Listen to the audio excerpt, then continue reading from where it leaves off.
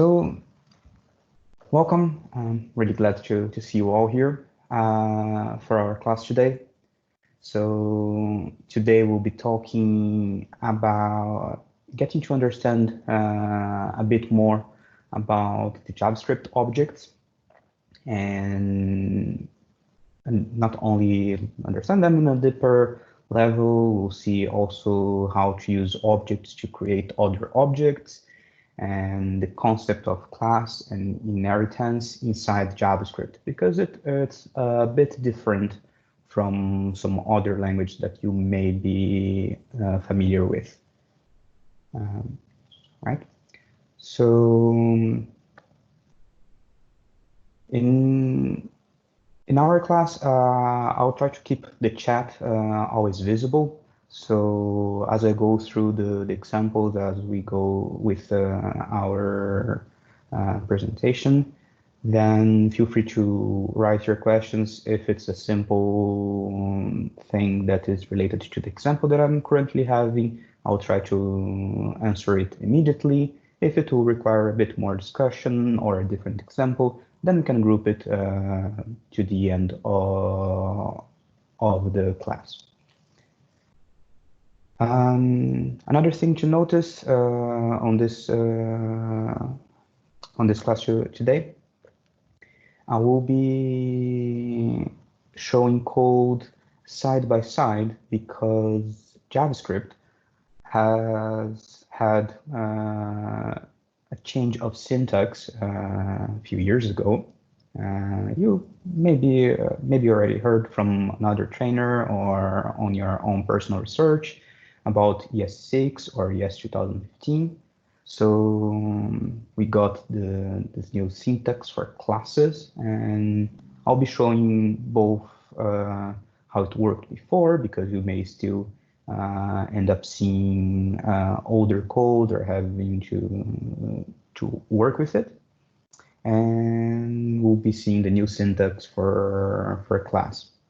But still, the concepts, they all apply for both, and they interact one another seamlessly. All right, so here you can see a photo of myself freezing the south of Poland, the top of the mountain Kasprowy. So I'm Diogo Doreto. Really happy to be with you here. I'm currently working for EPAM as a lead software engineer, and I do have over 10 years of experience in the web development area. So I've had the opportunity to work in different areas of web development, not only with front end, but also doing some server-side code, dealing with databases, a little bit of DevOps and servers and so on. But I'm definitely specialized on front-end technologies and in JavaScript language itself. Here you can see a few links where you can reach me. So feel free to talk to me on Discord as well. I'm over there in our Rolling Scope School server. So that's it. So let's get down to code. I want to be using these slides a lot, so I'll be making them available to you after our class. So they will basically be showing some quick snippets of code to remind yourself about the things that we've discussed today. But our class itself will go through actual code, actual live coding, building a library. Okay.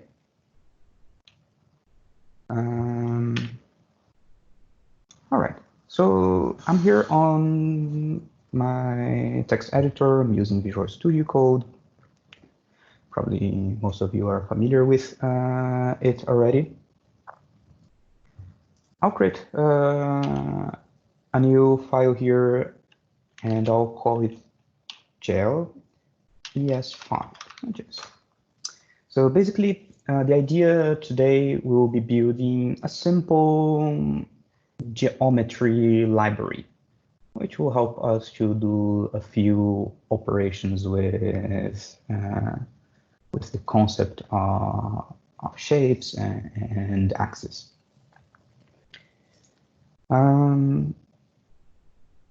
So probably a few things that I'll cover here you will have seen in the class about functions. So they will work as a reminder, and from there we'll build up new knowledge. So the first class, the first part of our geometry library, I want to have to be able to have a point where I'll track X and Y coordinate and use this as a basis for the rest of our library. So the first thing that we need to get started with will be a function. I'll name this function point. And whenever I'll create a point, what I want to receive are the actual coordinates. So coordinates X and Y.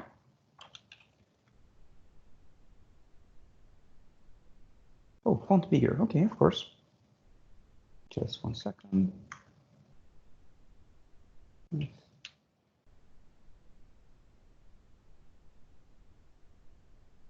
Okay, can you confirm if this size is enough?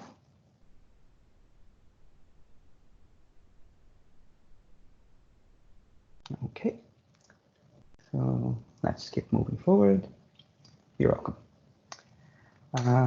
All right, so let's get started with a function, and I'm naming it point X and Y. And I receive this X and Y coordinates, and I need to store this information somewhere so I can retrieve it later. So in this case, the best place for me to store it is in the context of this call. And we'll see how it's going to work better. So you've seen this keyword on the functions classes. So here I'm going to create this property inside of our object. So this dot x, and I'll attribute the x value that we received from this function to this property. Same thing I'm going to do with y. So this is the very basic shape of it. And when we want to create multiple objects that follow the same shape, that have the same structure, then JavaScript has the new keyword. So I'll call my point1, a new variable point1, and it will be equals a new point. So it's 0, 0. So I log this point,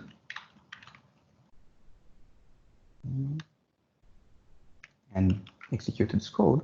Oh, I have a few logs here.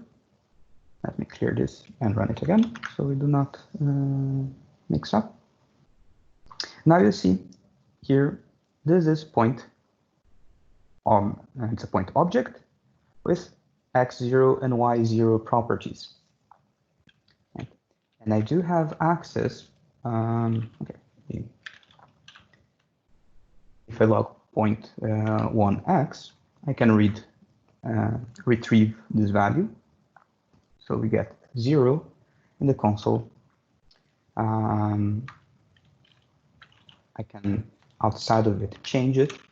So if I say 5 and I run again, then my log here will be 5. And the same thing we can see if I log the entire object again. It's point x5 and y0. Okay, so the first thing that we see in our new way of creating objects is that we can store values inside of it, right? So that in itself, it's a good thing. We are encapsulating information that makes sense to be together, right? So X and Y coordinated together, they make a point for our 2D representation. Very well. But besides encapsulating data, besides encapsulating those properties, inside the object, we can also encapsulate behavior. And this basically putting functions inside of this object. And those functions, when they are related to an object, we call them methods. And there are two types of methods that we are going to see initially. And I'll get started with what we call static methods. And basically, static methods we use when we are not dealing with one specific instance of an object. So after we create this new point, then point one is an instance of our point class. And the first functionality that I would like to have related to a point would be to calculate the distance between two different points. So for that, if I want to add this class to point itself, then I get started with point and dot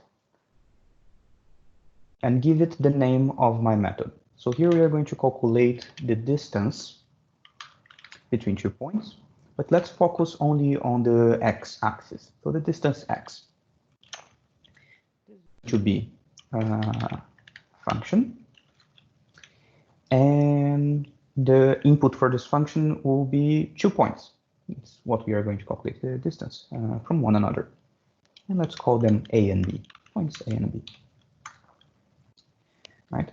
So the first thing that we'll do is just say that the delta, or the difference between them, will be bx, our point B x coordinate, minus the x coordinate of our A point.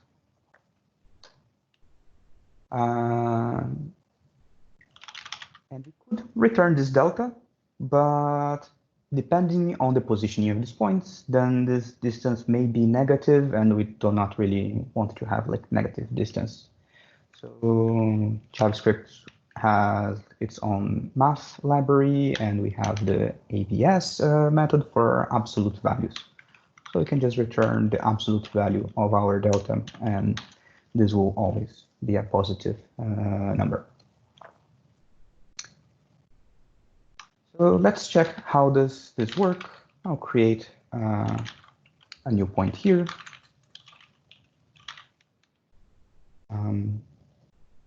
So 5. And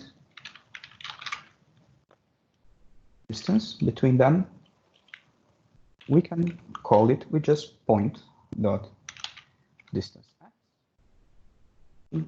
point 1 and point 2. And we log this. Okay, here it is, and run our code again. And now I got 4. And we are calculating the distance of x, and the difference between 0 and 4 is 4. So here we see an example on how we can encapsulate data, encapsulate this information, and we can encapsulate behavior in the class itself, the static methods.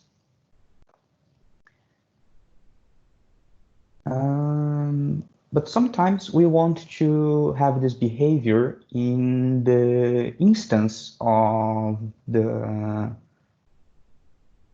object that we have, right? So I have a point, and I want to have an operation in the point itself. I don't want to just like deal generically with them. So in this case, suppose that we wanted to be able to move our point in both x and y position at the same time.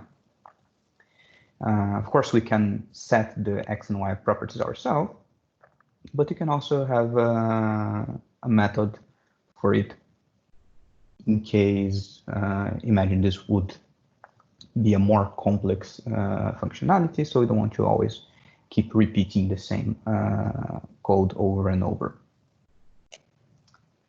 And when we want to make sure that all instances of our new object, they contain the same methods, the same values, we need to start dealing with the prototype. And prototype of an object is basically a template that tells how new objects should look like. So the prototype, they can contain data just like we are doing here, but in this case we are going to use it to also put functions or methods in it.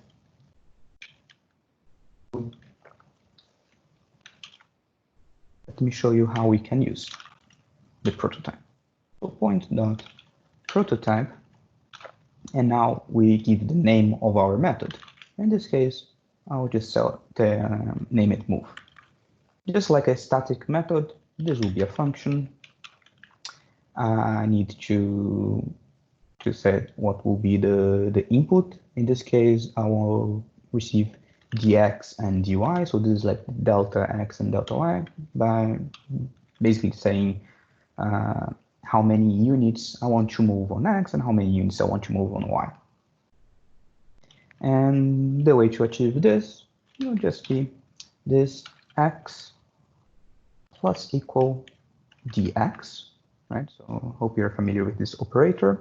So basically this is the same. Let me do it differently for y. This y plus dy. Okay, so that's what the plus equal operator is doing. So basically having this.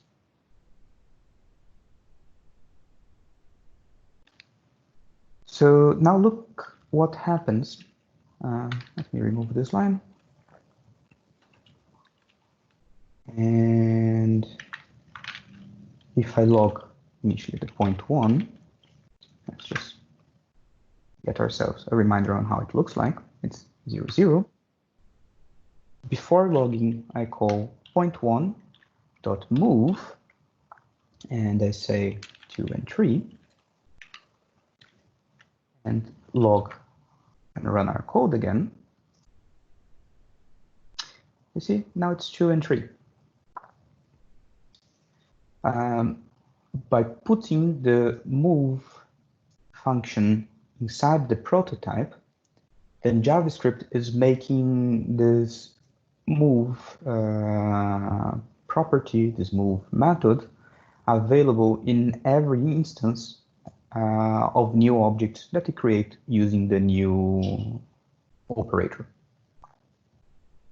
Okay. I hope things are clear so far.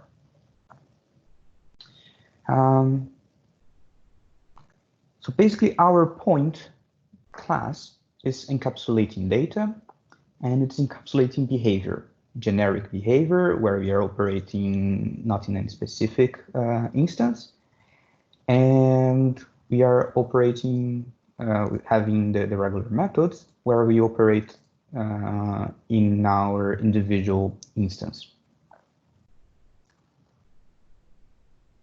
But you can see that remembering about this prototype when we need to put the method in the name of the class itself, or I need to put in the prototype. And it's a bit complicated.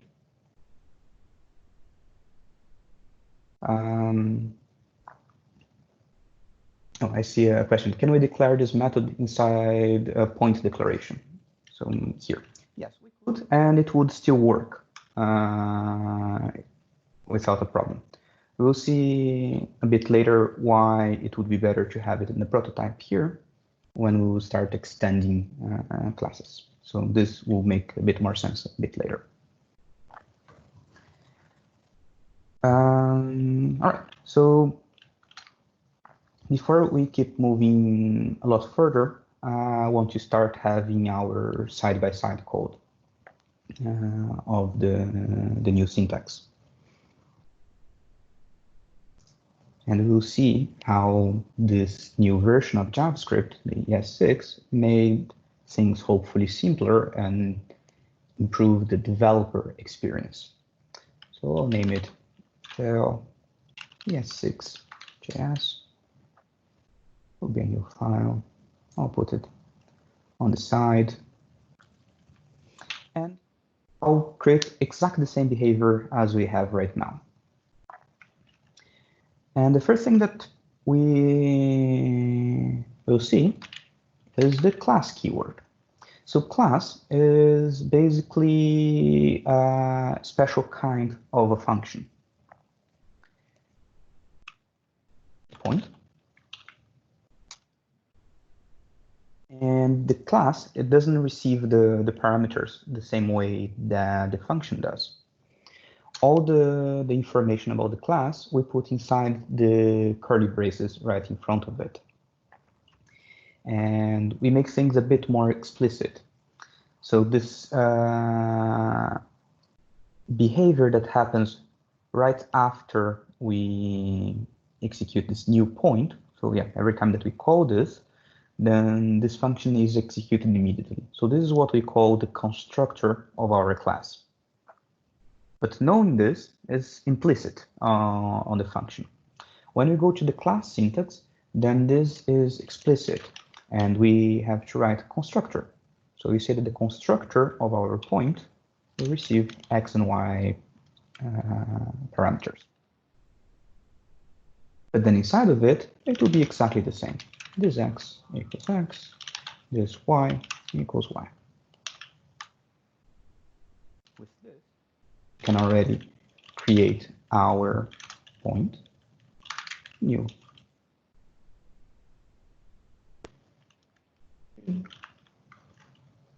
And also log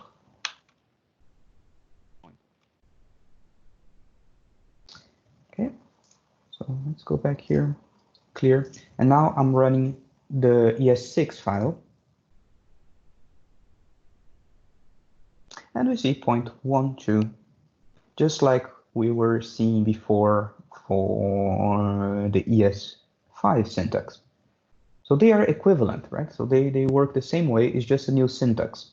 So this is not the only thing in JavaScript that you can do in multiple ways.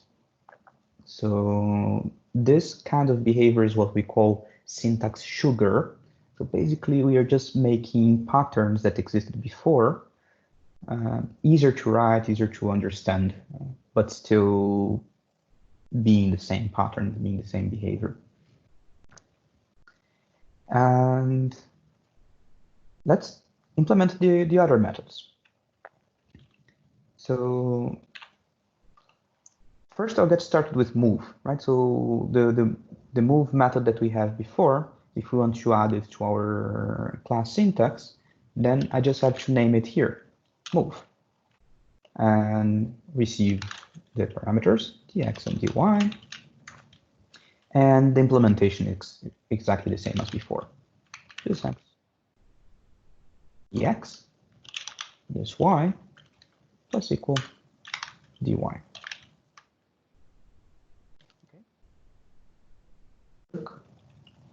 By doing 0.1, move 4, code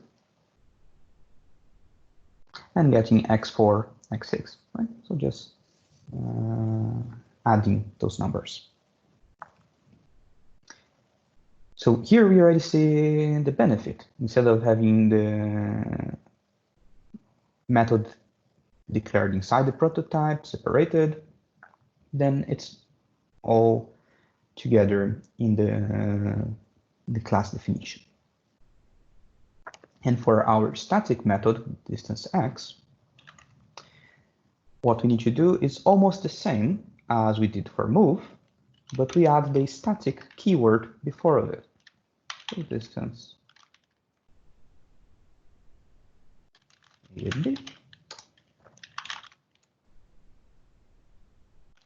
delta equals dx. Return math absolute.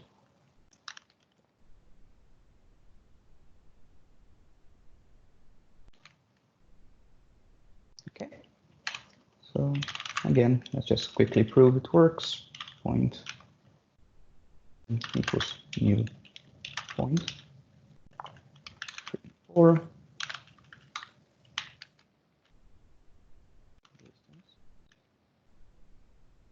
Point distance x between point 1 and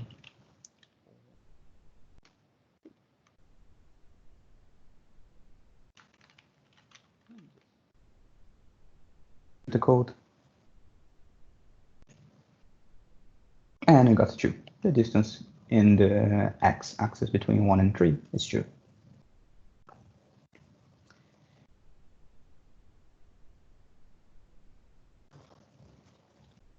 Okay.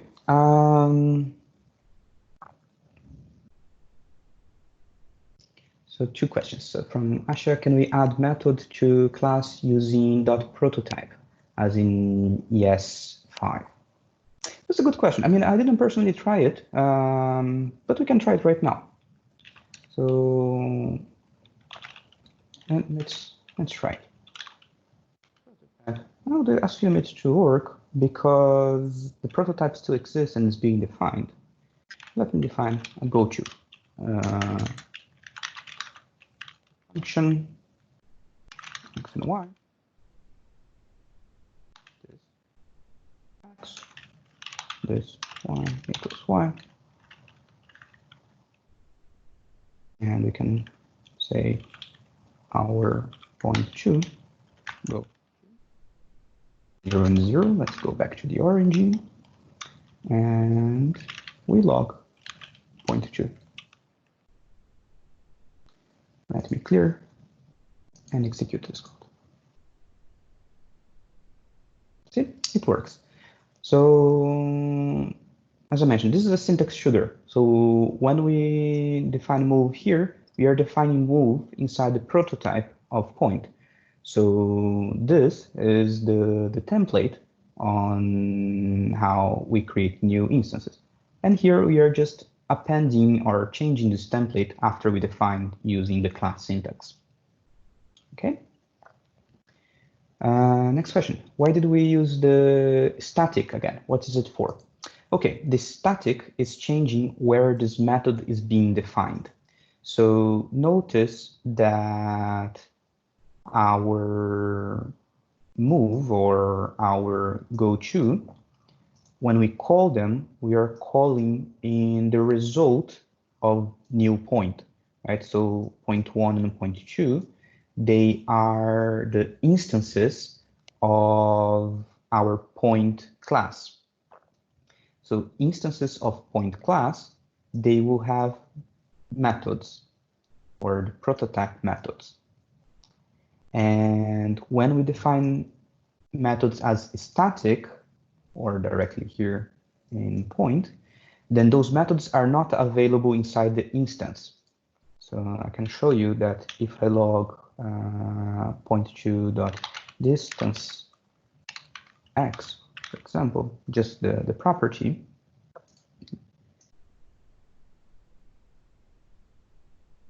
we get undefined. This does not exist.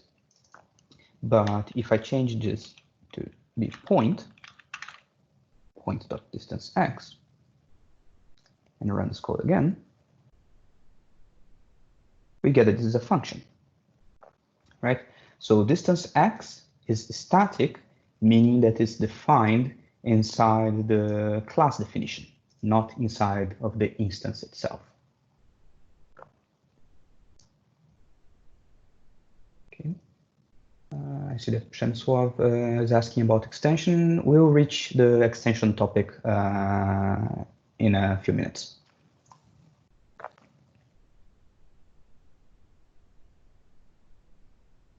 Static method can be declared just outside of the class. Yes, just like we can define prototype methods outside of the class, we could extend and have static methods defined here. So we could have our distance y defined as a function here, right?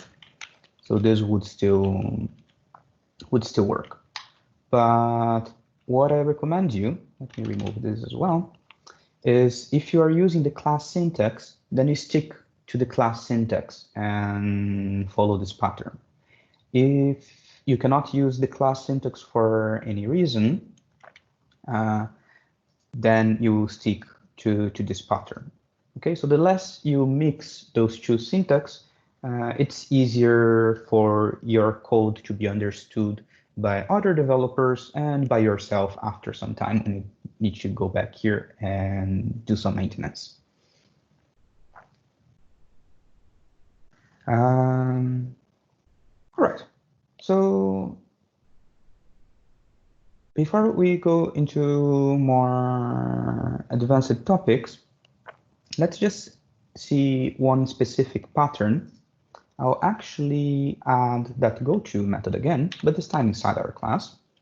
So goTo y, this x, this y plus y. And suppose that we have our point2, we defined it, somewhere we needed to change it to the origin, and then for some reason we need to move it to 2 and 3, and then we need to move it again, plus 1 and 1.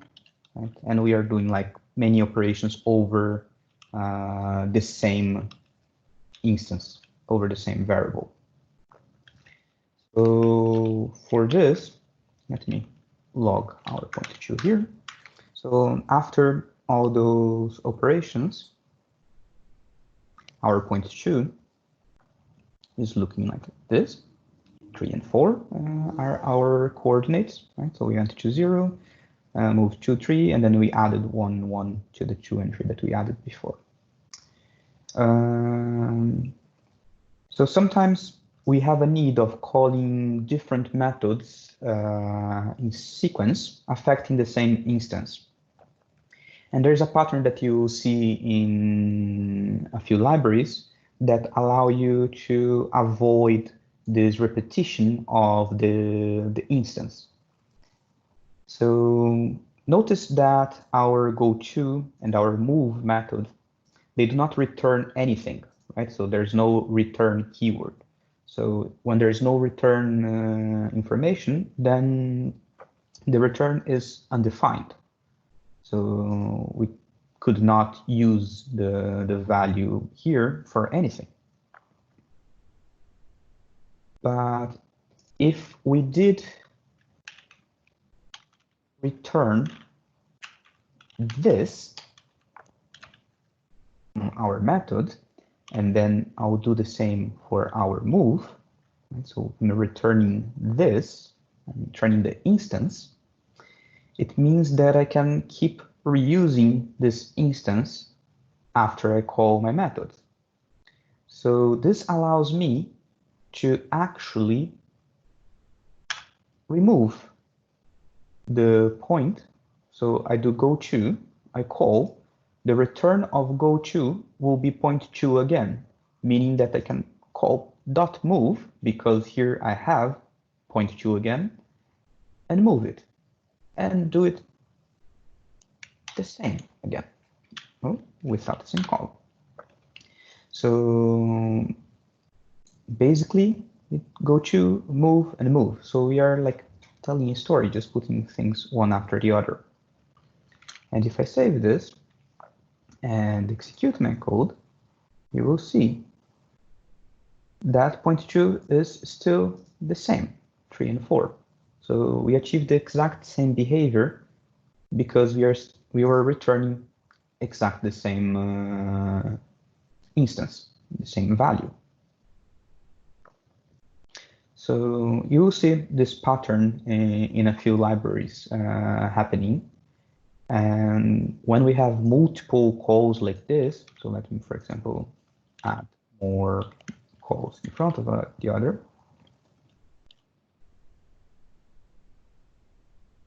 Then you may see it being formatted like this, putting one after the other and a semicolon only at the very end.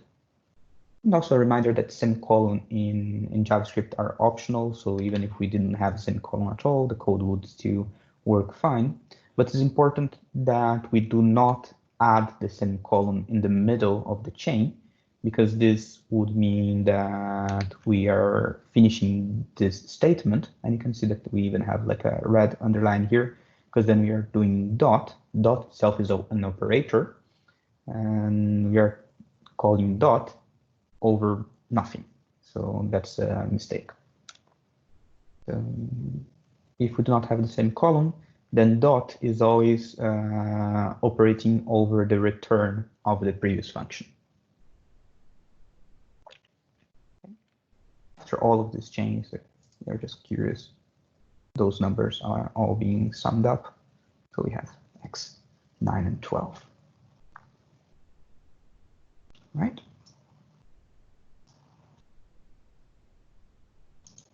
Okay.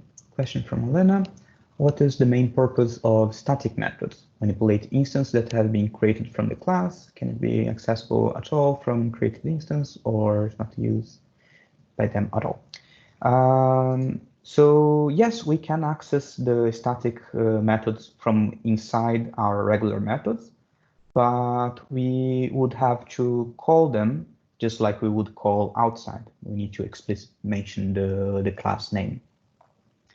So the static methods, they are just like regular functions, but they are put together with some specific class just because that gives the intention that this function belongs in some way to this class. So we have here all the behavior related to point together in the point class, right? So if we have behavior that affects a specific instance, then it's better for us to put it inside of the method of that instance. And if we have behavior that's not specific to one instance and is more generic, then we can have it as static methods. And this function won't be copied over every instance of our class. Okay, so suppose that we can even, for example, reuse. So if I want to create a method like distance x from, if I would put it in as a regular method, I would call it like this. And the target point that I want to calculate the distance. Return, and I can reuse my static method point, distance x, between this and target. Resize this so I can have more space. So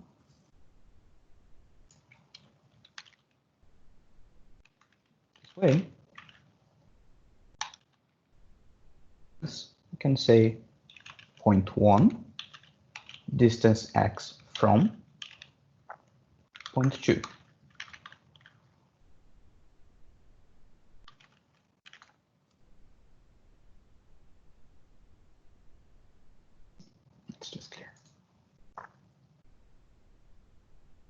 and I got 2, right? The distance x between 1 and 3. So what I did right now is having the same functionality both as a static method and as a regular method. So this way, it's up to you as the developer to decide what is better for other users of your class. How do you think that your API, your interface here looks better in terms of developer experience? Right, so what reads better and is easier to use? There's no right and wrong. So the decision between them in this case is subjective. So the way I do is, if I'm dealing with generic functionality, I'll put them into static methods. All right, so let me check what missing from our ES6 functionality. So I just had like a few new methods, and instead of losing time just repeating here, the concepts are the same. In the S5, we could also return this, and it would work the same way, right? So there's nothing that we do in one side here that we could not just do in the other. It's just a little bit difference on the syntax. All right, so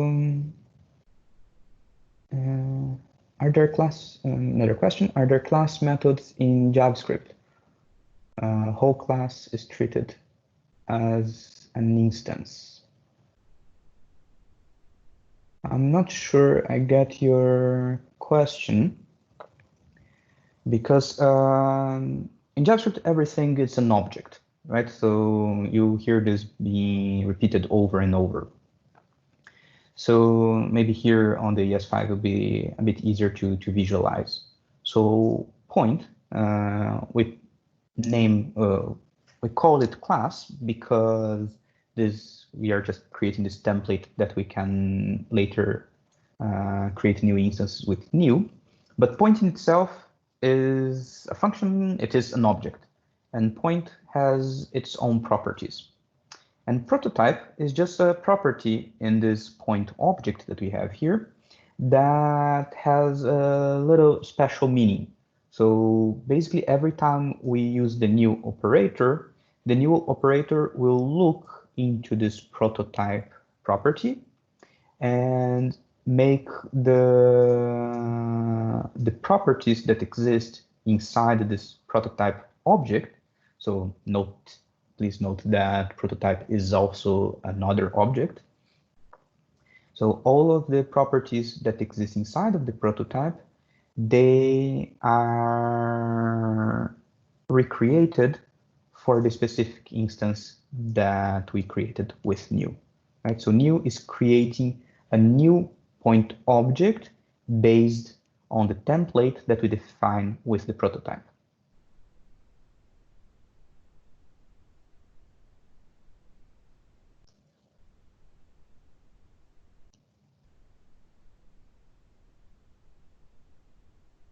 All right, so you mean a class that only has a method inside can operate on class constructor as we would on an instance?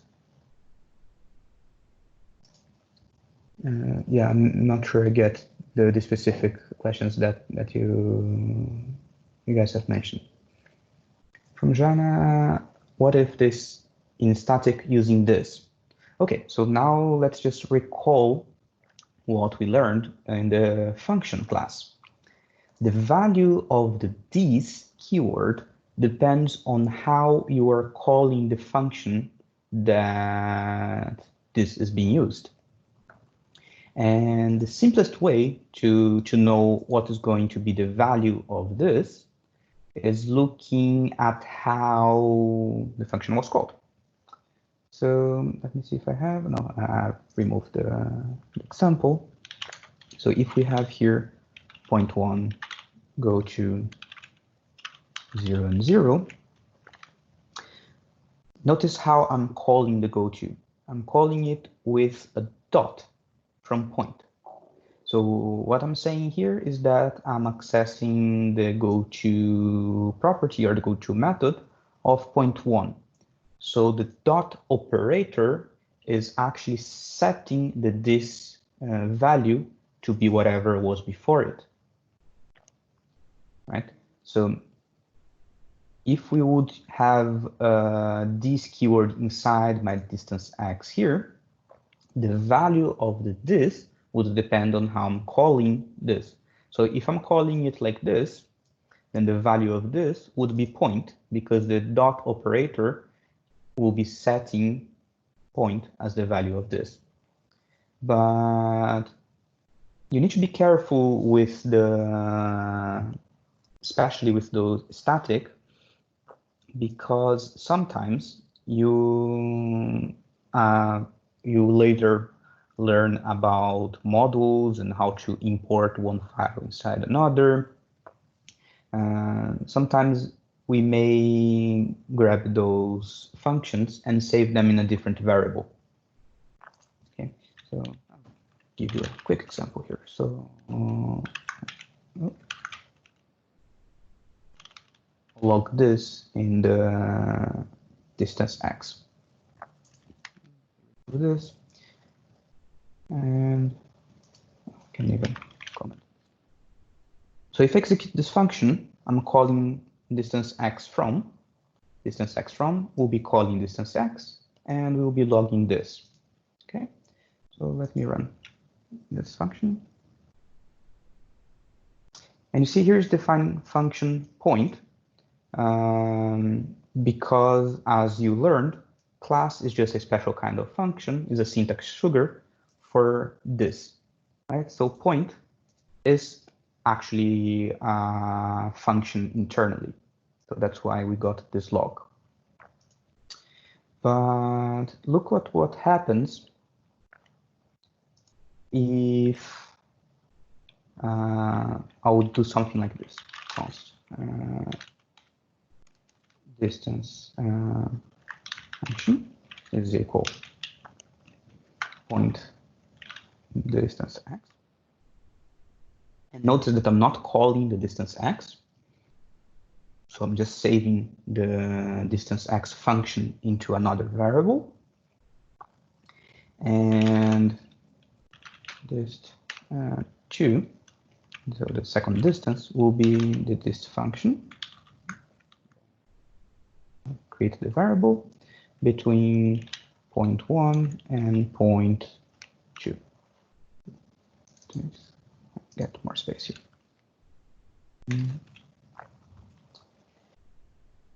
So first, I'm just going to let me comment this on as well. So only this distance function is being executed, right? And we can compare the log. Before the log was function point, and now the log is undefined. Why? Because I'm calling the function and I do not have the dot operator, so nothing is being set as the value of this. But let me remove this, and I want to just show you that this and this two, so the two ways that we have for calculating distance, they should give us the same value, right? So the function still works. Our function behavior does not rely on the this value, so we can store it in a separated variable or import it in a different way, and the behavior would still work. So that's why I would advise against using this in the in static, because this kind of issue will happen more often.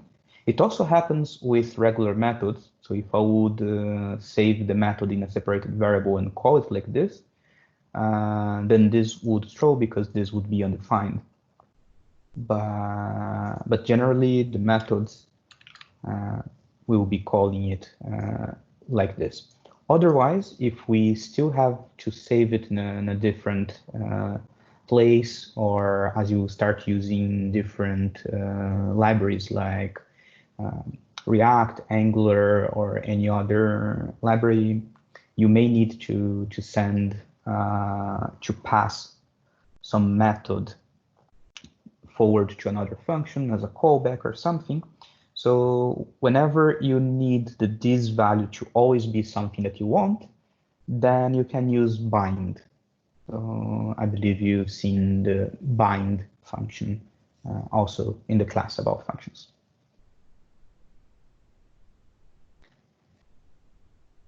All right, so a lot of talks in this basics. So let's advance a little bit our concepts now. I hope this behavior of storing properties, storing methods, and the difference between the regular method and the static method is clear for all of you right now.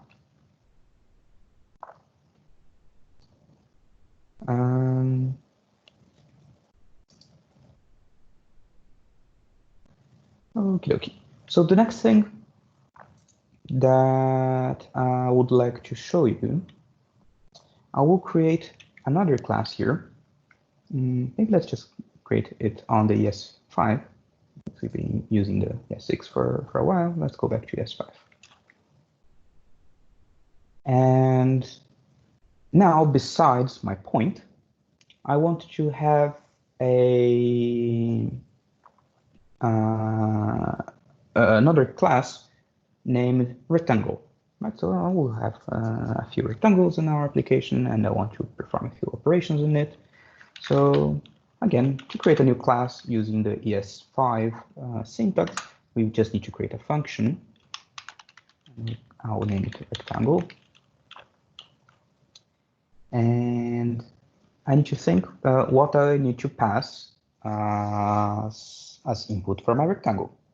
And in this case, we can create or define a rectangle using 2 points. If we have 2 points in a 2-dimensional area, then imagine, for example, the top left corner with the bottom right corner, then we can draw a rectangle.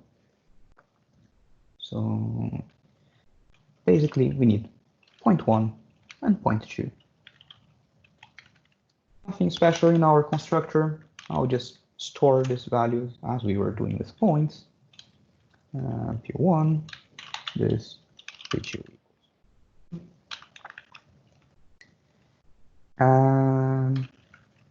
Let's just have an instance. So let's create a rectangle based on our rectangle class. So new rectangle, and I'll pass our 2 points that we have right now. So point 1 and point 2.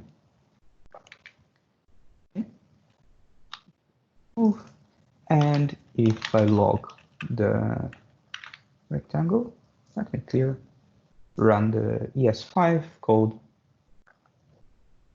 and I got the rectangle. So let me just extend it a bit more. So you see that the rectangle, inside of it, we have P1, that is a point, x, 0, and 0, and it also has a P2, that's also a point, 4 and 5. Okay. So nothing special here, just storing these 2 attributes. Now, I want to have a functionality to calculate the area of my rectangle.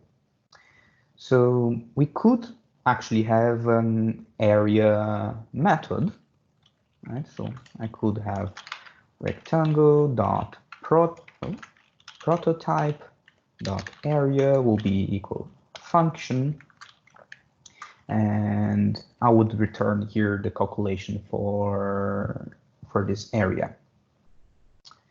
Right now, I'll just return a number. Let's not worry too much about the implementation.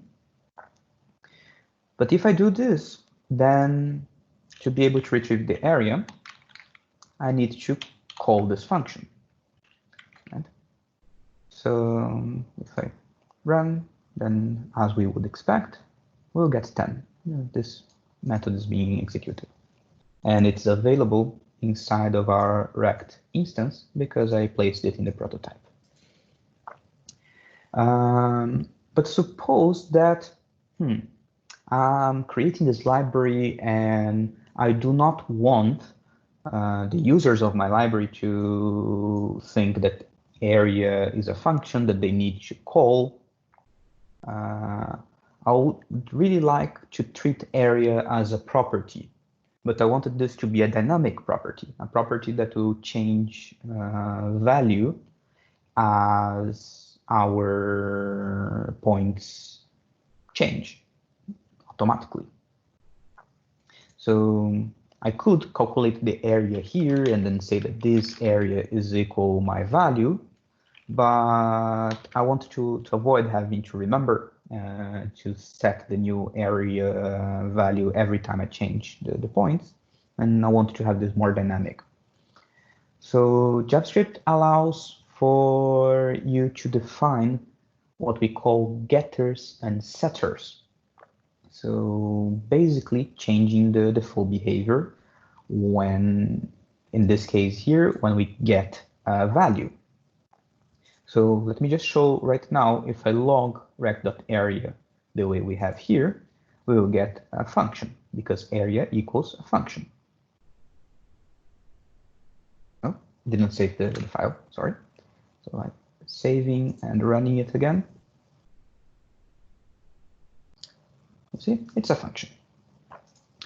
And I wanted this to actually be the value. So let me delete this implementation. This is not what I want to achieve.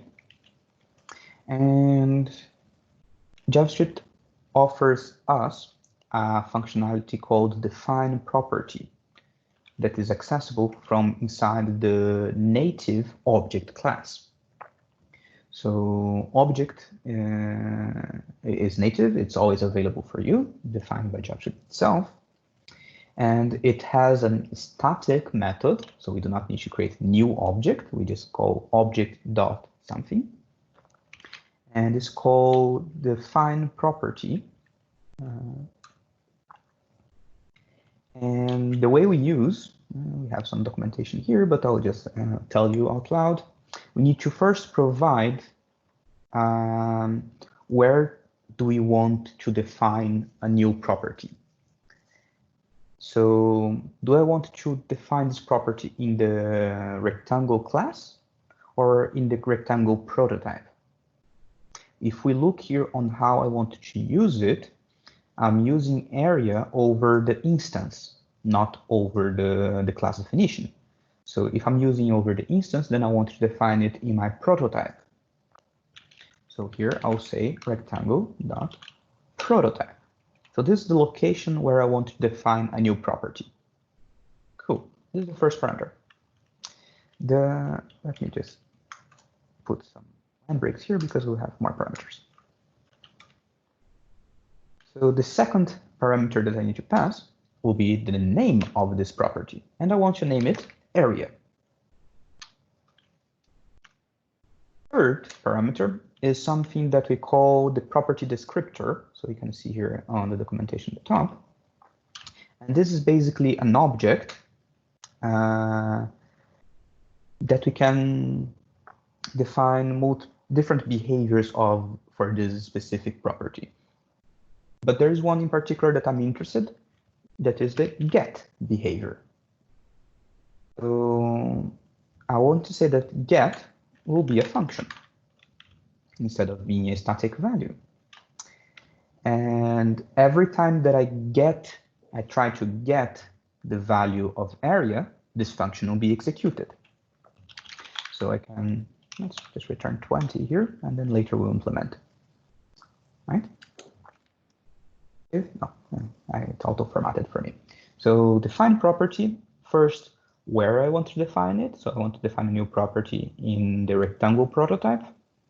I want to name this new property area, and I'm defining a new behavior for it, in this case the get behavior, to be a function, and every time I try to get this value, I want this function to be executed, and it will return 20. All right. So let me clear this. Remember that rect.area was a function before when we defined it in prototype initially. So I didn't change this, and it's still the same. And if I execute this function, I get 20. You see? So from the perspective of the developer using our library, area looks like a regular property, right? I don't even know that there is a function that executes behind the scenes. So this way you can hide some interesting behaviors for your library, for your class, and gives you extra powers when creating your classes. So let's just define this implementation quickly because I do not like incomplete examples. So to calculate the area, we first need to get the width of our rectangle, and we can get the width by finding out the distance in x between our 2 points. So point distance x between this P1 and this P2. And then the height will be the distance in the y-axis. We do not have this function defined, so I can go back to the distance and duplicate this function and replace this to be y, and replace this to also be y, and replace this to also be y. So I have distance y will be the difference between the y properties and returning the absolute value again. Okay, so just like we had for x. So I'm just, again, a static method in point. So this, and say that height will be the distance in y between P1 and P2, right? Our rectangle, we created with P1 and P2, create those two properties, we calculate the distance between them, and we return width times. Okay, so now if I log the value, I'll get, 20, because it happens to be the actual correct area. So if I change this value to be something different, you can see it's now 8 and it is calculated successfully. All right, so I hope you understood what we wanted to achieve here, but it's pretty hard to remember how to actually do this by ourselves, right? So just like remembering these methods, remembering the syntax, it's too much to type. Now let's look on how we can achieve the same functionality using our ES6 syntax, the class syntax. Right, so the first thing that we need will be to duplicate the distancing point. So let me create the distance y static method in point, and I'll create a new class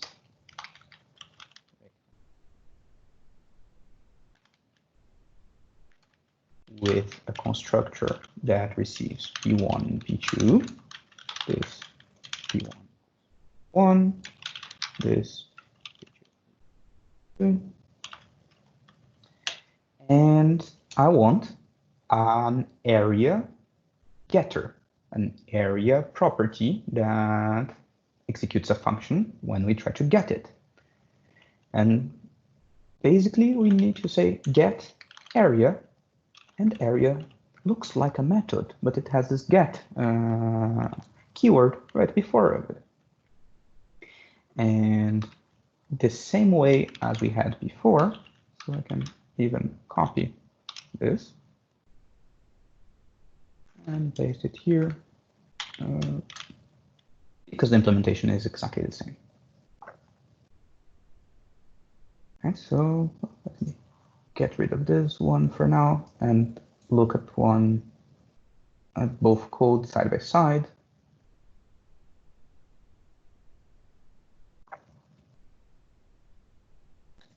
So look, before, when we wanted to have a getter in the old syntax, we had to define a property using the object define, because this way we can access the property descriptor and set a different functionality for our property.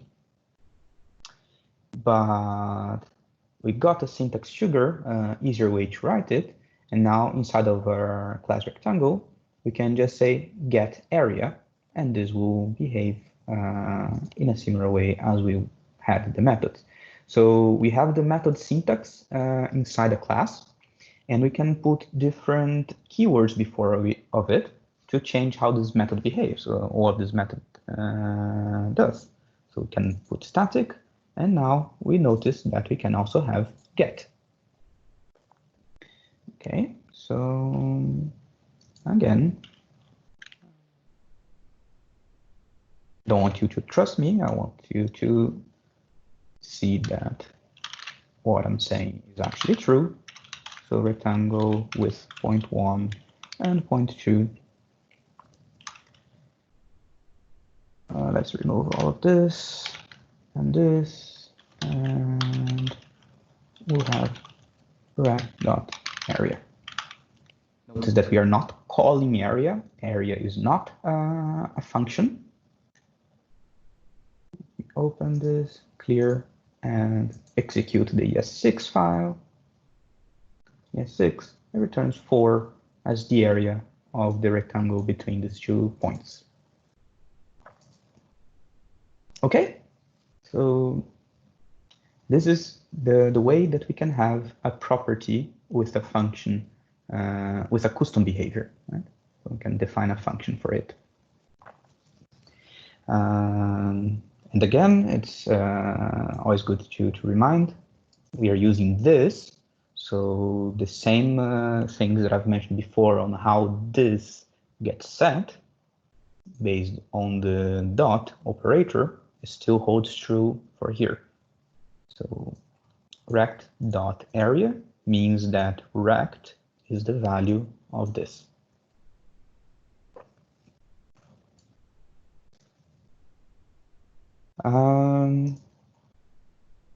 Cool. The same way that we have get, we can set, but it doesn't make sense to set area.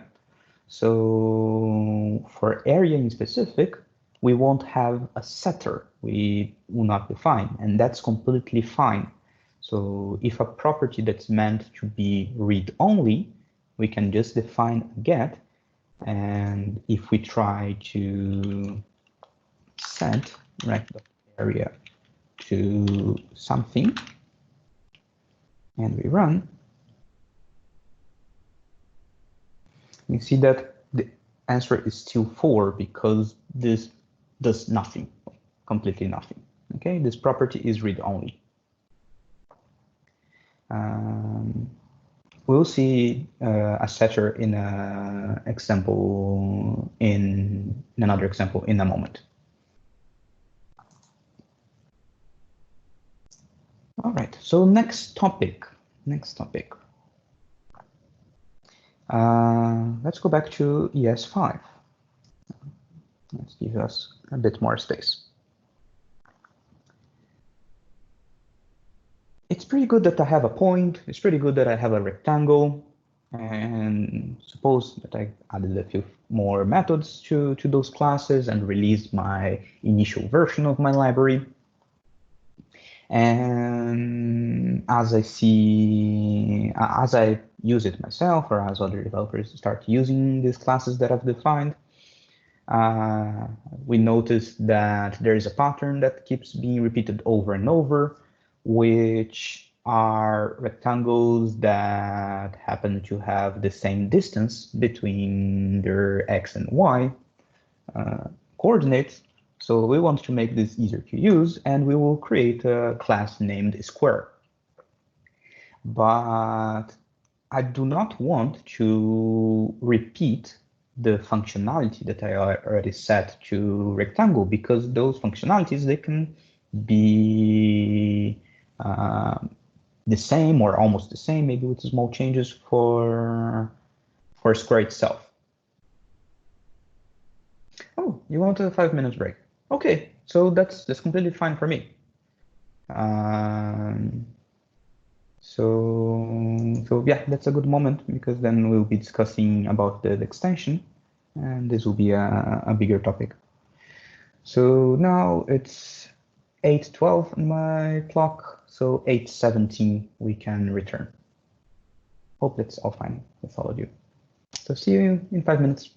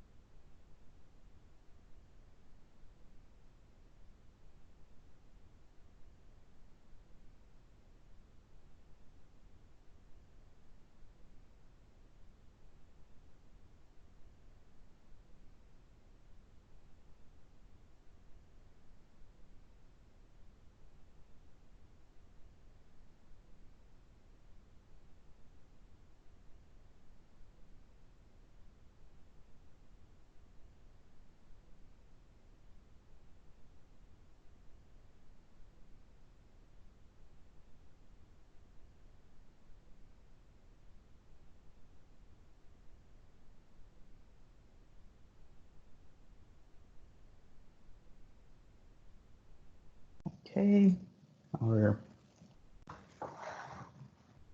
5 minutes is over. So let's get back where we were. So yeah, we have a point class, we have a rectangle class, and now what we wanted to achieve is having a square class that is based on our rectangle, right? Because our rectangle, right now we have effectively just one functionality, which is calculating area, but we could have developed it further and adding more functionality to it, more operations, and my square is mostly the same as a rectangle, just having proportional one-to-one sides. So how could we create a class that looks like another class, where we do not have to repeat the same functionalities over and over? So in object orientation, this is called extending a class, or making one class inherit the functionality of another class. So let's look on how we can do the same in JavaScript to achieve this functionality. The first thing that we need to do if we want to have a square class is by creating a function.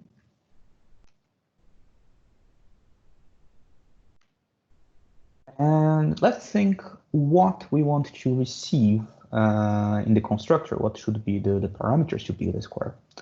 I do not really think I want to receive P1 and P2, 2 different points, because then the user could set 2 points that do not actually define a square, right? So it would make more sense to receive 1 point, P1, to be the origin of our square, and receive a size, how many units in X and Y we expand from P1. This way we can ensure that the size in both axes are the same.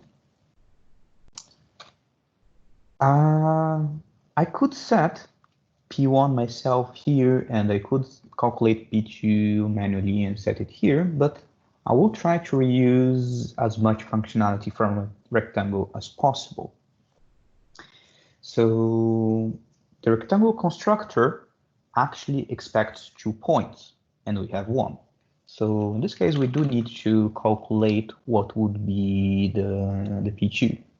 So we can say that P2 is equal a new point, and X of this new point will be the P1X plus size, and the Y property for our new point will be P1Y plus our size.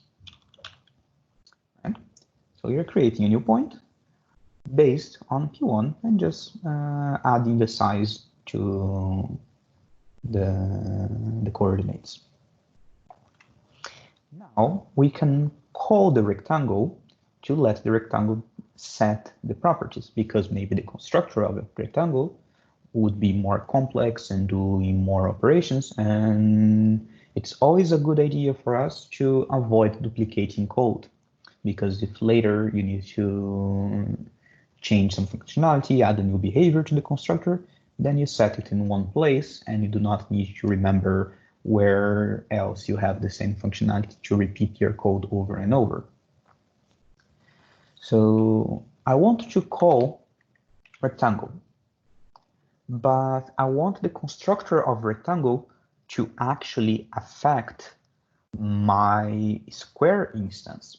So if I simply call rectangle like this, P1 and P2, this will not really work as we expect, because as we learned, and if we look at the constructor of rectangle, we are using this here, and the value of this depends on how we call the function. So in this case, we are calling rectangle like this, and we do not have the dot operator here, so this will be undefined and this will fail.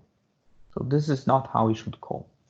I also do not want to create a new rectangle because when a user will be using my square, they will be creating a square. So then we create a rectangle. Yeah, I do not want to create multiple instances of different objects. I simply want to have one instance of square. So new is also not what I want to use here. So another recalling of the function classes you had, I think 2 weeks ago, that there is one way for us to force the this value to assume any value we want. And what we can do is call the call method over a function, right? So every function, they have methods of their own, and one of them is call. And call, the first parameter of it should be what is the value that we want this to assume when our function executes. And the value that we want it to be is the same value that this is in our current square function. So remember that we can use like square one will be new square. We set point and a size, right? So when we execute it like this, JavaScript is creating a new square object for us, a new square instance. And this instance is the value of this inside our square constructor. So I'm passing the this, so my new square, to the rectangle constructor, and I'm executing it using my square. So this inside this rectangle function is now assuming my new square. Okay, so let's look the parentheses. Let's look how our square object looks like right now. So I run this code, and it shows me that, okay, this is fine. So square one variable is now a square object, and it has a property p1 that is the point that we provided as point 1 here, 0 and 3. But notice that it doesn't have a size. Size is not a property of square, right? It has p2 because the rectangle constructor created the p2 property for us using the p2 that we calculated based on size. So square actually has p1 and p2 properties. Right, so I hope this part is clear on how we are managing the value of this. Because here, when we are calling rectangle like that, rectangle is just a function, just a generic function, right? It's only when we call it with new that we have the behavior of creating a new object. Right? It's the new operator that creates a new object. So when we are calling rectangle like that, we are not creating a new object. Our new object was created with new square. And this new square, square one, is the value of this. And we are telling JavaScript, oh, please execute the rectangle constructor using my square. And then these actions will be performed using our square as this. Cool. So this is not too bad. It's a nice way to reuse the functionality of rectangle. And we know that our rectangle has extra functionalities. For example, an area property. So does our square also have an area property? I would want it to have, right? So if I run this, notice that it's undefined. So we didn't actually tell JavaScript that we want those behavior to belong also to Square. The only thing we did was to run the constructor, and the constructor is just a regular function, right? So the prototype of rectangle, we didn't touch it. Yeah, so our guest wrote here in the chat, and that's correct. So the message that is in the chat is, so Square is not the child of rectangle, it just uses the function in rectangle, right? Yeah, so at this moment in time, that's correct. Square is just reusing the constructor, but it's not a child, it's not a descendant, it's not extending rectangle at all. To actually have this extension behavior, we need again to handle the prototypes. So we have to manually say that the Square prototype will be the rectangle prototype, but I should not write it like this, because if I do, and later I decide to extend the Square prototype and have other method equals something,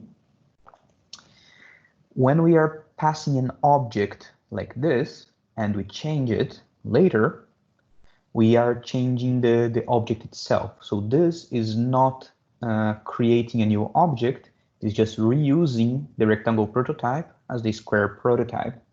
And if I change the Square prototype later, I will also be changing the rectangle prototype. So that's dangerous, and that is something that will be hard for you to figure out later why it's happening if you are not aware of it. So what I actually want to do is create a new prototype object based on the rectangle prototype. So for that, there is another static method in object that can help us, and it's called object create. Here, I will pass the rectangle prototype. Okay, so what object create does is create a new object based on another object. So creating a copy of this object. So this way, if I change the Square prototype later, I'm not changing the rectangle prototype anymore. So they are now separated to different objects. So I have this. Let's now execute the code as is. Remember that I'm logging the Square area, and let's see what happens. Oh, of course, I need to save it and run it again. And I have 100, right? So my square had size 10, so 10 times 10, 100. And I didn't have to manually rewrite the area method in the square. But when we are doing this manually, there's another thing that it's a good practice to do. It wouldn't affect our example right now, but more advanced usage would require this to also be set. So basically the prototype, it has also a special property in it called Constructor, and it's a good practice to revert it to be square, because we completely replaced the square prototype with a copy of rectangle prototype. So afterwards, we just set back again. Okay, so let's just have a good reference of our constructor that is actually a square. So you see, when we want to extend a class using the ES5 syntax, There are quite a few manual steps involved. We have to manually remember to call the constructor of the class that we are extending. We have to manually duplicate the prototype of the class that extending, set as our own prototype. We have to remember to set the constructor back to the square. Right? So it's a quite manual process, but it works. So it will effectively extend the behavior. If I later change the rectangle, add more methods to it, then it will automatically be available to square. So even though we have to type quite a few boilerplate, let's say, it's good that we are not duplicating the code, because maybe rectangle would have quite a few different methods.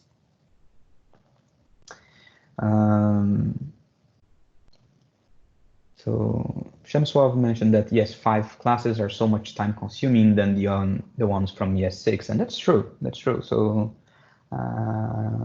there are quite a few steps to successfully achieve it.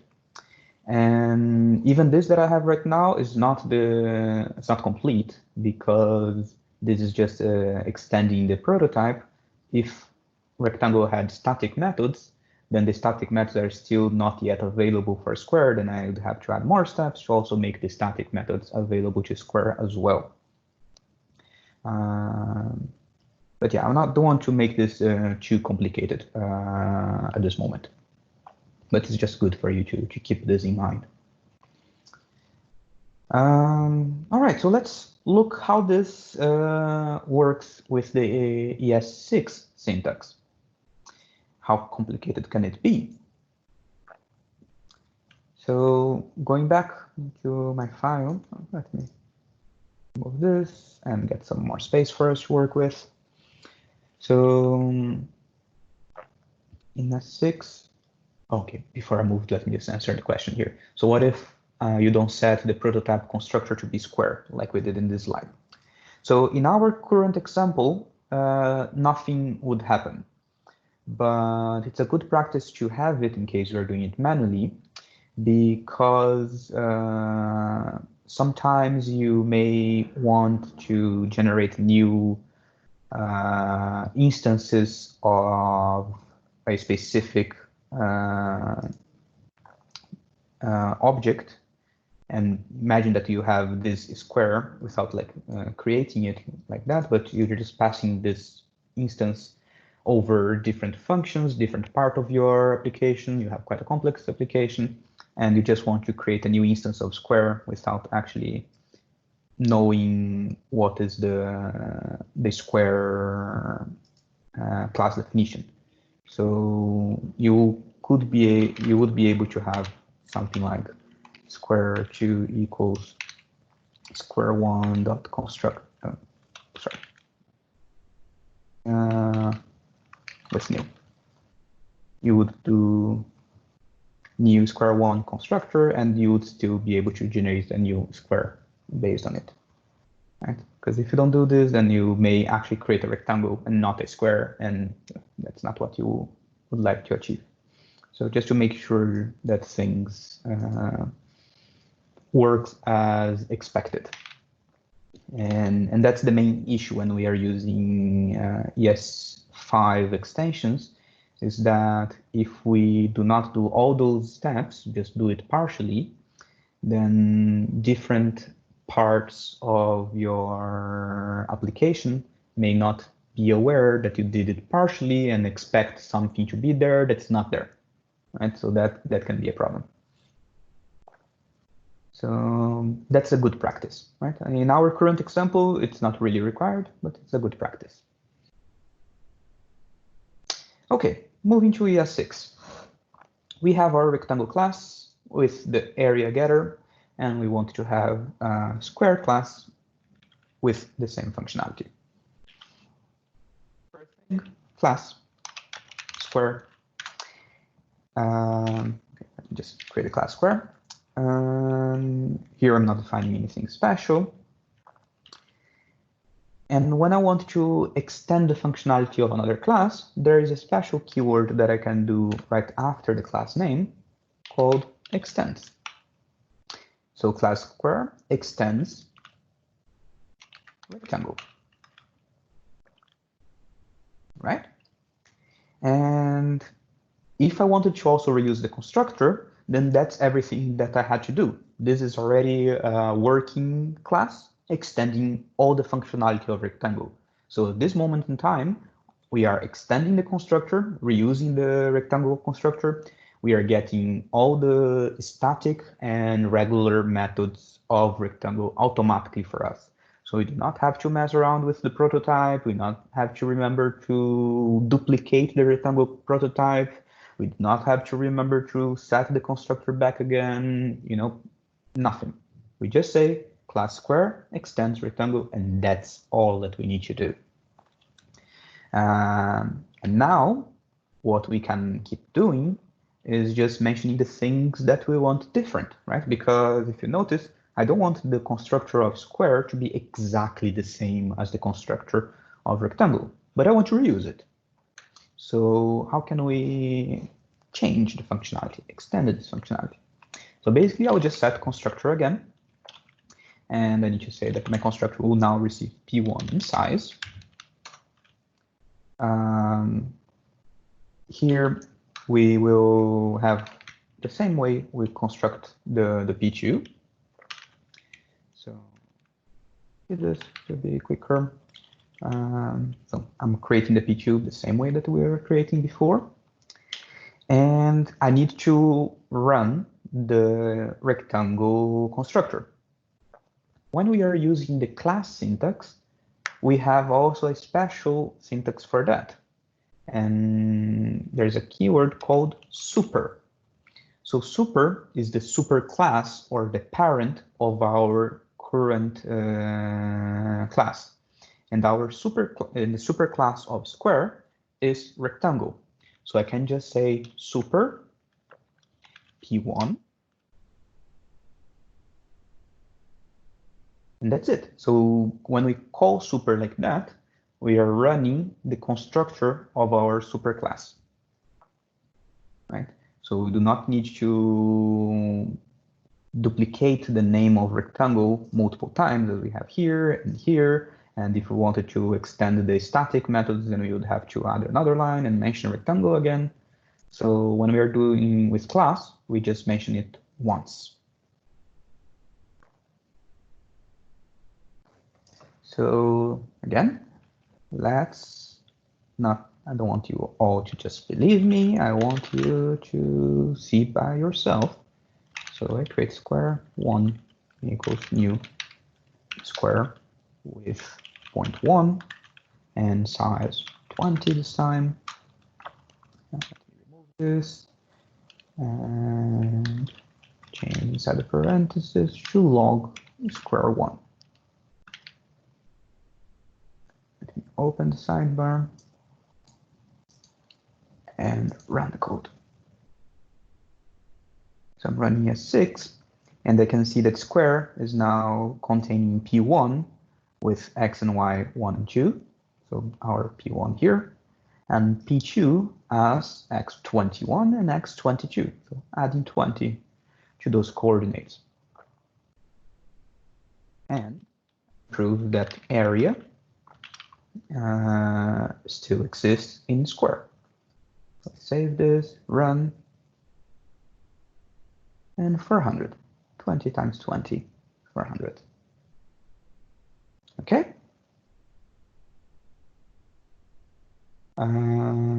Question, couldn't we just override, or you don't want to do this because of the repetition? You mean overriding P1 and P2 in the constructor of square? If so, yes, we don't want to do it because of repetition, right? So right now the construction is quite simple. So just 2 lines of code. We also have 2 lines of code. So the first point, yes, it's to avoid repetition, but there's a second point to it as well. And I'll show you. Let me comment this line and run. And look that we got an error. So basically what this error is saying, so the error say must call super constructor in derived class before accessing this or returning from the derived constructor. So in simple words, if you extend the constructor, you are required to call super. Right? So this super call here, it has to be there in some place.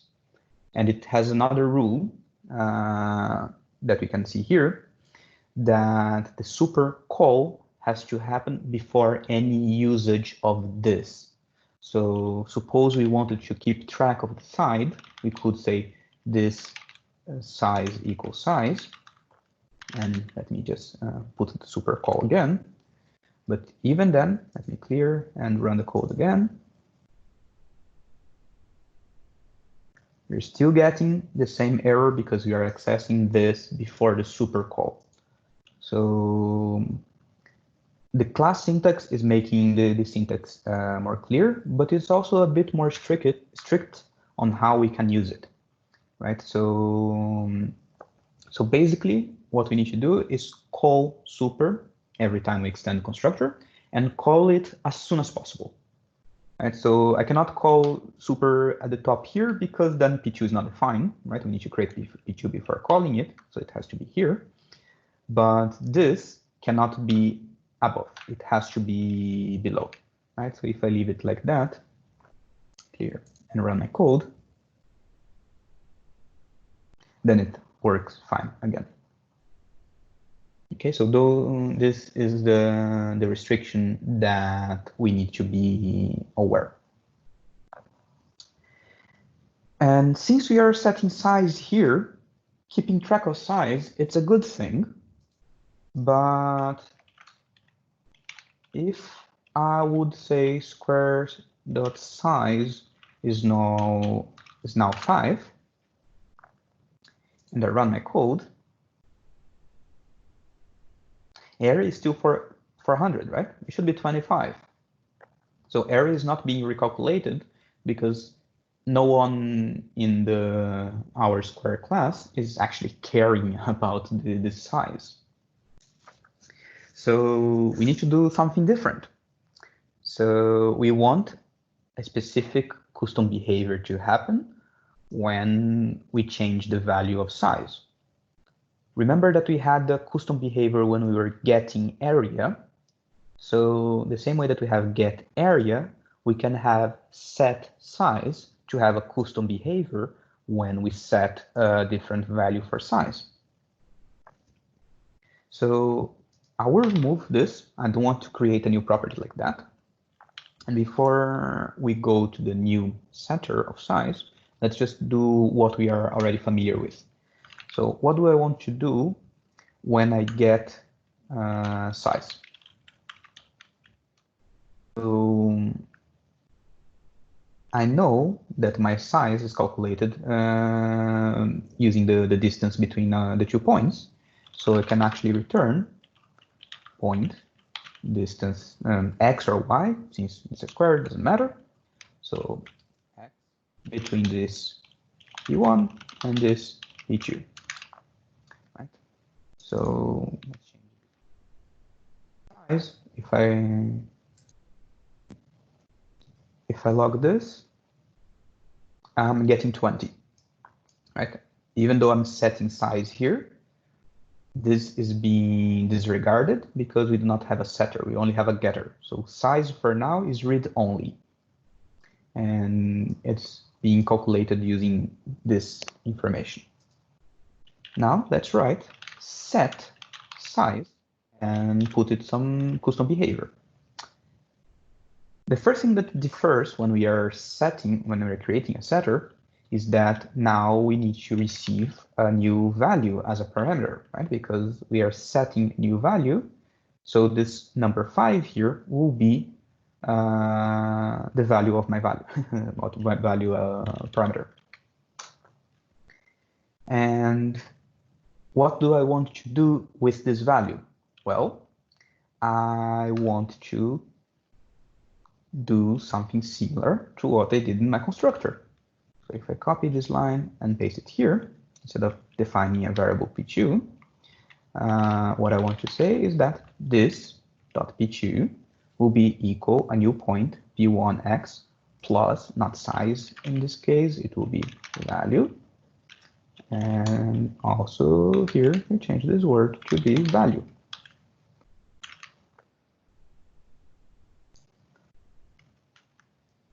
So let me save this and run this code again.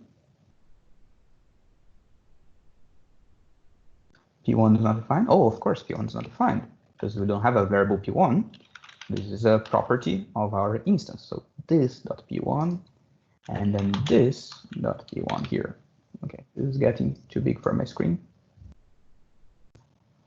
But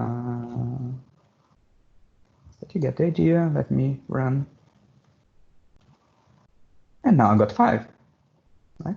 So notice that we are not storing the size value, the number 5 itself, or the number 20 that we provided here, does not exist anywhere in our square.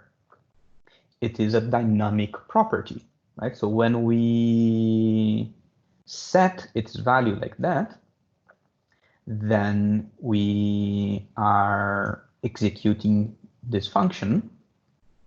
When we actually get the size, like we are doing here, then we are executing this function. Right? So the size value in this property is completely dynamic.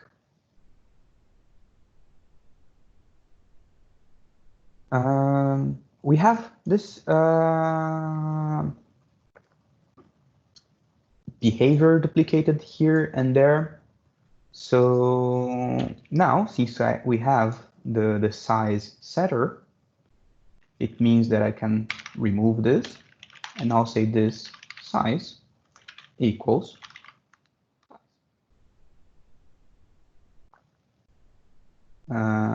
Let's run.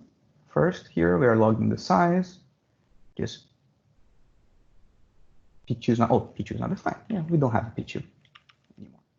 So I can actually delete it and call the constructor only with p1. So p2 will be defined, will be undefined, and we'll set an undefined value to p2. That's completely fine. So saved. Let me clear. Oh, let me clear this and execute the code again. We're getting 5. So area. It's 25. If I remove this setting here, then area now should be 420, 400. I can remove this, log the square itself. And you can see the p2 is being calculated with the 20, just like before. And we do not have the code, the logic repetition. Right? So it's always good to keep to be aware of this. Every time that you copy and paste some logic in different places, consider extracting and reusing the logic from somewhere else.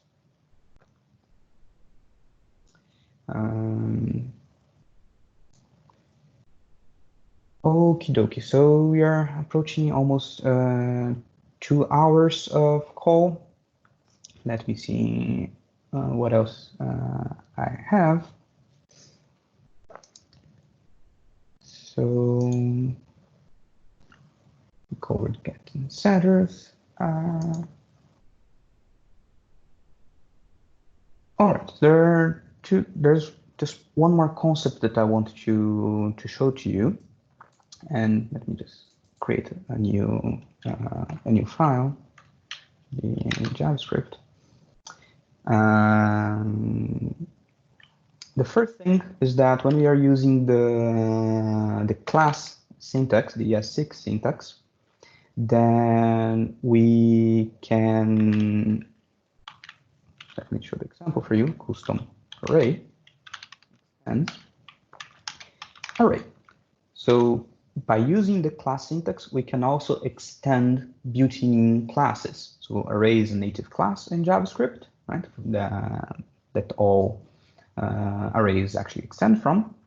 And we can have our own custom array class that right now contains all the methods and all the functionalities that a normal array in JavaScript contains. But we can have more functionalities, or we can even change existing functionalities.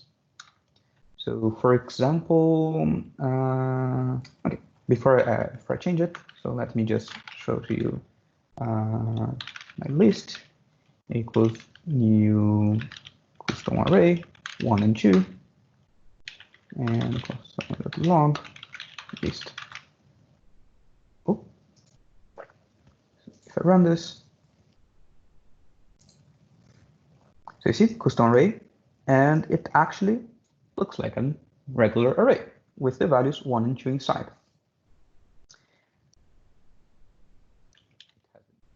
So list push, for example. Get the right hand on to save. Notice that we have 1, 2, and 3. The list was added. And I can change the behavior of push. So I can write push here. It will receive some value. And I can, for example, console.log before this. I want to log this. I want to log my array. Indicate didn't say after. And in between these two logs, I want to execute. Okay, maybe not yet. So if oh, I don't need to save. So if I run this code right now, notice that we got the two logs before and after, right? So before custom array 2, after also 1 and 2, and at the end still 1 and 2. The value 3 was not pushed, was not added to our array because we completely replaced the push method. If we wanted to still call the push method from our array, we can use the super keyword again, but this time instead of calling it directly, we just say super.push value, because we want to run the push method of our superclass. Running the code. We have before it was 1 and 2, after 1, 2, 3, and then the last log here with 1, 2, 3. Right? So we extended the existing push method with new functionality and using the super call.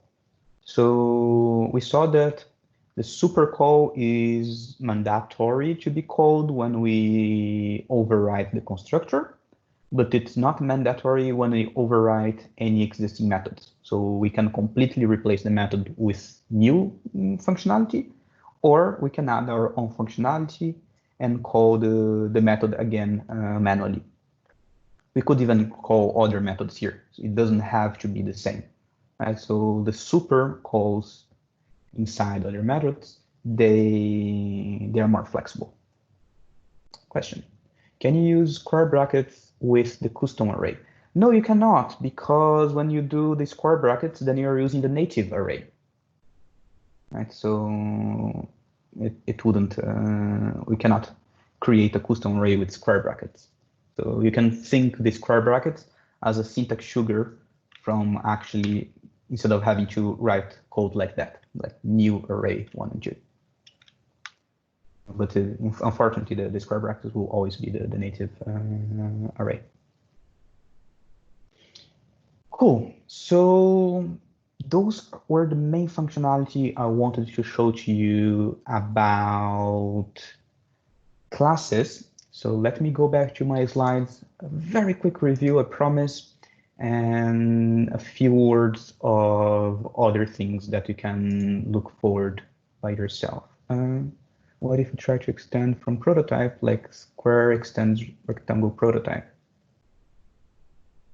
Oh, okay, so if you're doing the ES5, there are some quirks and things that you need to be aware when extending from native classes. So for native, I really recommend you to stick to the class syntax.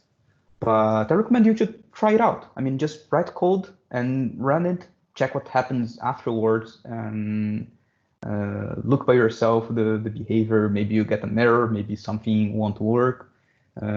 Check if the static methods are available, if the native methods are available. You know, you should just really experiment by yourself, because then those things will stick to your mind when you write code and you see it running better than just like another person telling you those stuff. All right, so quick recap. We saw how to create a class with both syntax, right? So ES5 is just a function. ES6, we have the class keyword and the constructor special method. But we can use both of them in the same way, exactly the same way, using the new keyword. Adding methods to it. So in ES5, we need to add, when it's a regular method, we need to add them to the prototype object of our class name. But in ES6, we just add them as we did with the constructor. We just use the name there as if it were a regular function, but without the function keyword, but inside the class block. And here also a reminder about returning this, and you can chain method calls. Static methods. So static methods in ES6, they were simple, right? You just class name dot name of your method equals a function. In ES6, they are a bit more explicit. So you need to actually use a static keyword. So it's more visible for you what you're doing. But again, usage exactly the same in both syntaxes. So when you are using a library, you do not really have to know if that library was written using ES6 syntax or ES5 syntax. You do not care about it. You just know that this is a class that you instantiate with new, have static or native methods, and so on. Extending another class, this is one of the main benefits of the new syntax, right? In ES6 is just the extends keyword. And in ES5, we have to manually do plenty of steps. Another thing that I forgot to mention, there is instance of operator. So basically, here you can notice that I'm creating a square, and this will work for both syntax, okay, this instance of. And what this will return is actually true or false in case our object is an instance of some class.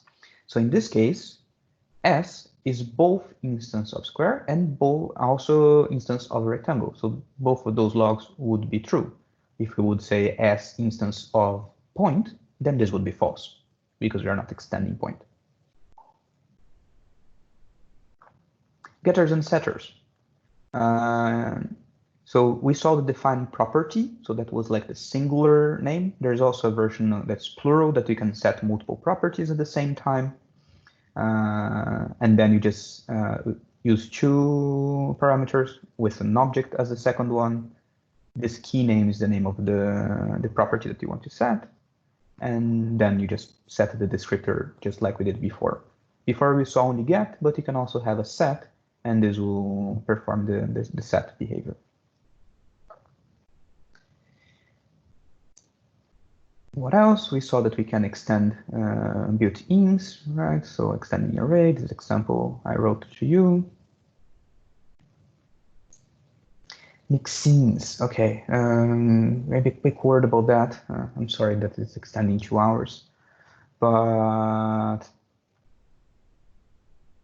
if you want to have something like extending multiple classes, this is not natively supported.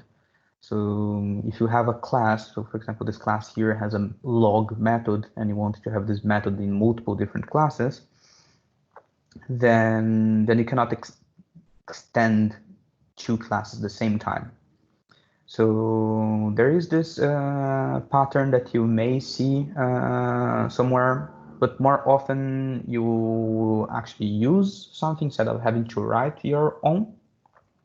So basically just know that classes, just like functions, they're also expressions, so you can return a class, and the class also does not have to have a name. So here I'm just like dynamically creating a class that extends my base. In this case, I'm passing array. So I'm creating a new class that extends array, adding this log method and returning it.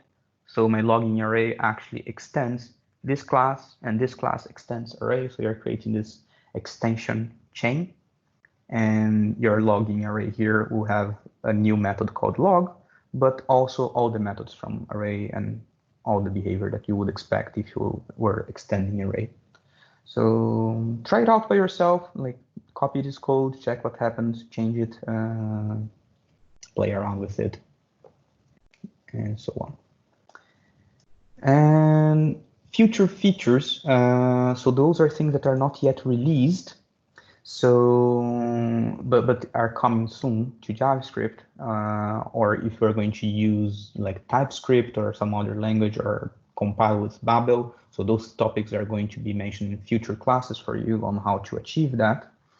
But there is, we will be able to set class fields. So just like we are setting variables inside a class. So we do not have to set them in the constructor like we were doing before, but we can just have the names of the properties, but then we will use them just the same. Right? So this new syntax is coming to JavaScript. We can also have static class fields using the syntax, just mentioning static before, but then notice that we are accessing it from the class name, not from an instance. Private class fields, and then also private methods and private static methods and so on. So notice this hash character right at the beginning. So this is something that is also coming to JavaScript. It's not yet available, but it's pretty soon going to be available. Maybe there are some browsers that are implementing it already. So it's almost there. So if you set a property that starts with hash, remembering that hash is not like a valid variable name to be used anywhere else. It would be valid only inside a class. So automatically, all the values that would start with hash, you can access them only inside the class, only inside class, only inside the methods of the class, but never outside of it. So if we would try to access our new counter, this counted value, this would be an error because this is private, right? So it would be available only inside our method.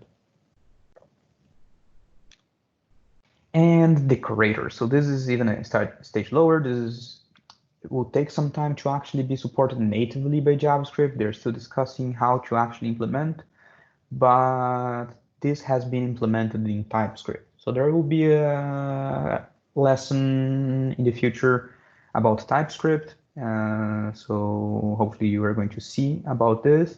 And those of you who want to learn Angular library, this is an example of an Angular component.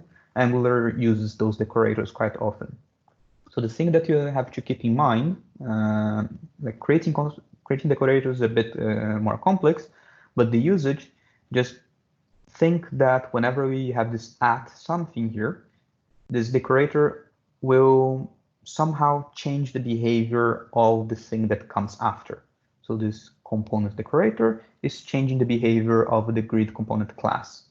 This input decorator is changing the behavior of the rows attribute property, excuse me. So, but how they are changing, that depends on the decorator. So in case of Angular, you would go to the Angular documentation, read the documentation, and know how they are changing the behavior. Right, so this you could achieve something like the mixins that I showed before with decorators as well, and even more complex functionality. But natively to JavaScript, this is still being discussed on how this should be implemented. And that's it. I have a few links here where you can read more. So there are a few articles from Mozilla itself when ES6 was released, on comparing even deeper than what I did today with you between ES5 and ES6. Read the documentation inside the Mozilla Developer Network, or MDN. So yeah, here I have a link for how object prototypes actually work. And there's a link to this book called You Don't Know JS. They also talk about this and the object prototype, so it's good to have those concepts in your mind. It's free for you to read in GitHub, but you also can acquire the book if you want. So the links are here for you. I will be providing later the link to those slides in our Discord materials channel. Okay, so I hope you enjoyed the things that I've discussed, I've shown you today. Introduce the new home task. Oh, I was not told that I need to introduce the task for you. I'm really sorry, I don't know yet how to provide it to you, but the class on Thursday is also with me. We'll be seeing more things that changed from ES5 to ES6. So here we had a sneak peek with the class syntax, and I'll find out and I can talk about the task on Thursday as well. I'm really sorry about that. Okay. Oh, okay. I'm really happy that you guys enjoyed it. Really, really happy. So see you on Thursday and have a nice evening and keep learning. Bye.